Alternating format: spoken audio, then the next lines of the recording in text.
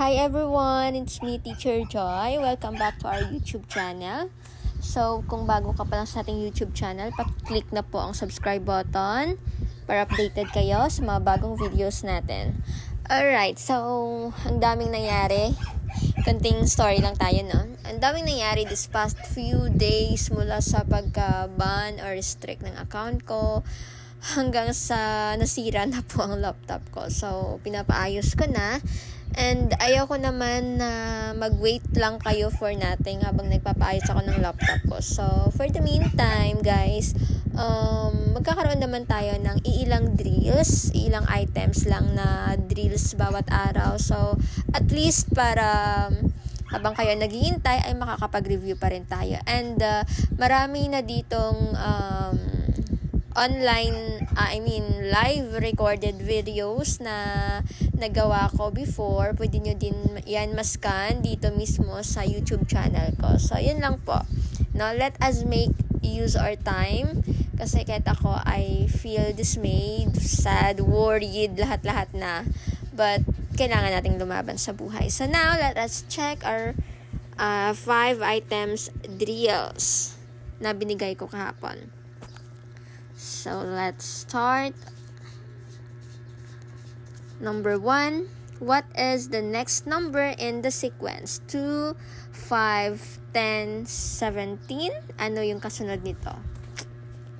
A, 24, B, 25, C, 26, D, 27. As you can see, no? 2, 5, 10, tsaka 17. So, dito, nag-add sila. Ito, 2, 5. 2 plus 3 equals 5. Ayan, ang hirap kasi magsulat. 2 plus 3 plus 5. Then, 5 plus, 5 naman is 10.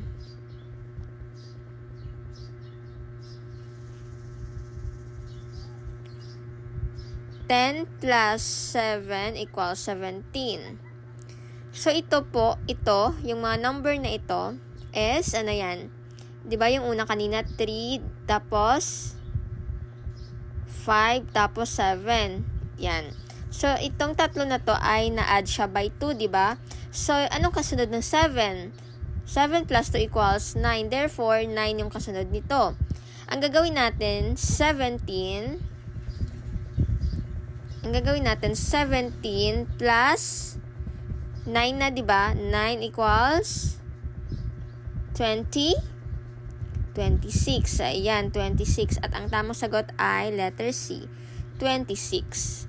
So, ito, may blank sheet tayo. Sulat natin again, ha? Kanina, 2, 5, 10, 17. So, 2, 5, 10, 17. Ayan. Ay, hirap pala maglagay ng text. So, hindi na, bale. Sulat na lang natin. So, 2 plus 3. 2 plus 3 equals 5. 5 plus, 5 equals 10. At itong 10 saka 17, gagawin natin 10 plus 7 equals 17. So, 3, 5, 7. Ito siya, 3, 5, 7. Ano sunod na 7? 9. Siyempre, plus 2. So, yun nga, 17 plus 9 equals 26. So, yun. Tamang sagot ay letter C, 26. Pwede din kayo mag-deduct. Depende sa inyong formula, no? But 26 is the correct answer.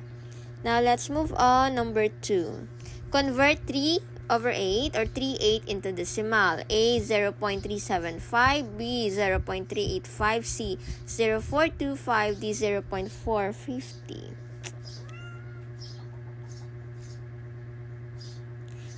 Convert natin siya into decimal. 3/8 magiging 0.375. Siyempre, 5 yung kanyang magiging after 7, 5, no? So, siya, highest decimal. Convert natin siya. So, magiging 0.38 na din siya. So, 0.38 or 3/8. Letter Letter A. The correct answer is letter A. Number 3. Which of the following is the largest? Ito, ano yung pinaka-large dito sa options na to? A, 1/2, B, 3/5, C, 4/7, D, 5/9. Okay, para malaman natin, we have to convert each fraction into a decimal para ma-reveal natin ang largest value. So 1/2 equivalent nito is 0.500, 'di ba? Dalawang 500, 1. So 0.500. 3/5 ito naman ay 0.600. 4/7 0.571. 5/9 555. Ayan. So, pwede nyo yung tandaan or isulat. So, dito, ano yung pinaka-highest? Siyempre, yung 0.600. Ito, letter B. So, ito yung pinaka-highest, 3/5. Ayan. Number 4, subject-verb agreement naman. Neither of the students blank submitted the project yet. A has, B have, C are, D were.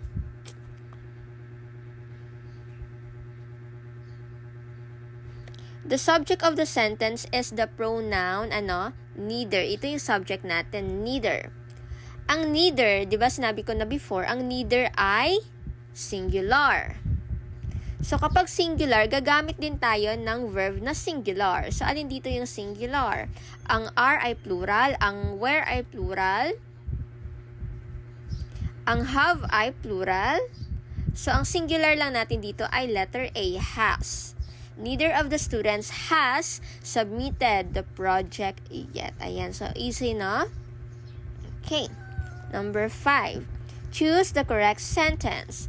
I cannot hardly understand the instruction. B, I can hardly understand the instruction. C, I cannot hardly understand the instructions. D, I hardly cannot understand the instruction. Tingnan nyo yung letter A tsaka letter C. I cannot hardly understand the instruction tsaka I hardly cannot understand the instruction. Binaliktad lang yung cannot tsaka hardly.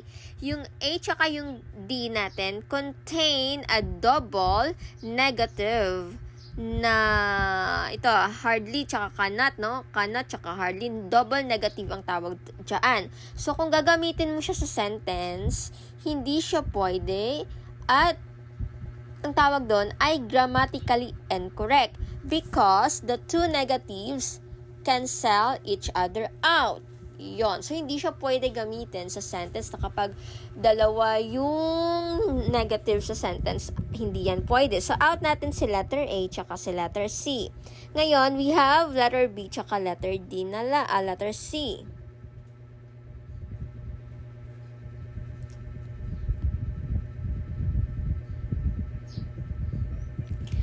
Okay, nakita niyo si letter C? Cannot hardly, 'di ba? Double negative din siya. Double negative. Ayun, isa na lang pala yung natira natin. Letter B. I can hardly understand the instruction. So, yung hardly connotes the negative meaning na, no? The word hardly inherently carries a negative meaning. Combining it with a positive verb can create a perfectly balanced statement. So, sa sentence, guys, kapag negative na ang isang word or verb mo, gamit ka na ng positive. For example, no,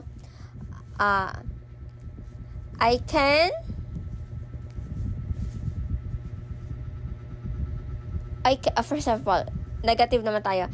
I cannot correctly read the newspaper, di ba? I cannot correctly read the newspaper. So, yung read is napartneran siya ng cannot, which is the negative one. So, ganon. I can hardly understand the instruction. Or, pwede cannot, no? I cannot, dapat positive. I cannot easily understand the instruction. Ganon. Dapat positive, negative, no? Kung cannot, I cannot easily understand the instruction. Ganun dapat. So, ang ating tamang sagot ay letter B, I can hardly understand the instruction. Ayan. So, out of 5, comment your score, guys. And thank you so much for listening. So, sorry talaga sa inconvenience, sa mga hindi natin malaman or hindi natin it's inevitable. Hindi natin siya oversee, overlook na kung may masamang mayari or whatsoever. So, bigla na lang siyang dumating and I don't have control of it. So, I am very sorry if this happens, but rest assured na habang naghihintay tayo na maging okay ang lahat, is hindi lang ako uupo lang at maghihintay, but I will make sure na I will give an effort din para sa inyo, na habang naghihintay. Basta yun lang po yung may papangako ko sa inyo, So, asahan ninyo na more on ganito muna tayo kasi hindi din po ako makapag-live dahil wala po akong gagamitin na laptop. So, yun lang po. And again, I am sorry and I hope na maiintindihan po ng lahat. So, yun lang. God bless everyone. So, pagsubok lamang to. Be positive tayo palagi. Yun lang po. Thank you everyone. Keep safe and God bless.